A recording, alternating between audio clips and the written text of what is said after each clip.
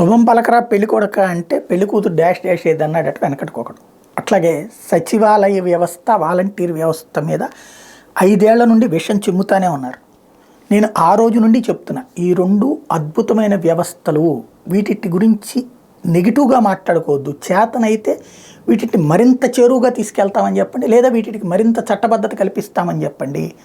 ఎందుకంటే ఒక మున్సిపల్ కార్యాలయము, ఒక రెవెన్యూ కార్యాలయము, ఒక ప్రభుత్వ కార్యాలయాల చుట్టూ తిరిగి తిరిగి విసిగెత్తిపోయి ఒక సర్టిఫికెట్ కావాలంటే బ్రోకర్లను పట్టుకుని లంచాలు ఇస్తే తప్పించి పని అవ్వనటువంటి, నా సర్టిఫికెట్ నా హక్కు, నా కులం ఏంటి, నా ఆదాయం ఏంటి, నా ధృవీకరణ ఏంటి అన్నటువంటి సర్టిఫికెట్ నాది నాకు ఇవ్వడానికి, నన్నుగా గుర్తించడానికి లంచాలు ఇస్తే తప్పించి, అది కూడా చేతులు కట్టుకుని బానిసలాగా నిలబడితే తప్పించి రాని దౌర్భాగ్య పరిస్థితి దశాబ్దాలుగా నడిచింది.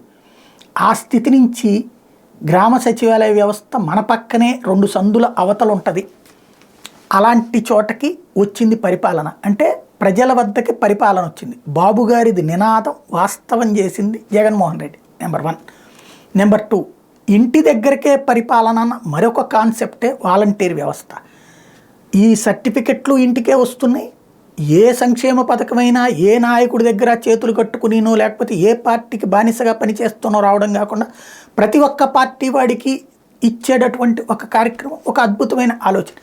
ఈ రెండింటిని చెడగొట్టద్దు, చెడగొడితే అది వ్యర్థమవుతుంది అని చాలాసార్లు చెప్పారు. ఇప్పుడు వాలంటీర్ విషయంలో యూటర్న్, సచివాలయ వ్యవస్థలో యూటర్న్.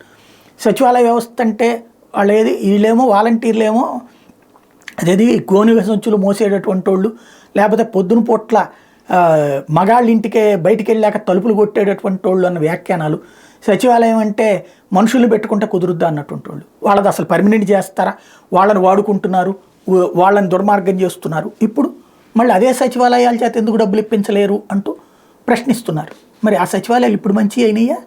మరి ఆర్ఐల చేత ఇప్పించండి, లేకపోతే కనుక వీఆర్ఓల చేత ఇప్పించండి, లేకపోతే పంచాయతీ సర్పంచులతో ఇప్పించండి, వార్డు మెంబర్లతో ఇప్పించండి, ఎంపీటీసీలతో ఇప్పించండి, జడ్పీటీసీలతో ఇప్పించండి, లేకపోతే మండల పరిషత్ కార్యాలయాలతో ఇప్పించండి అని ఎందుకు చెప్పట్లా చంద్రబాబు గారు కానీ పవన్ కళ్యాణ్ గారు కానీ వీళ్ళంతా?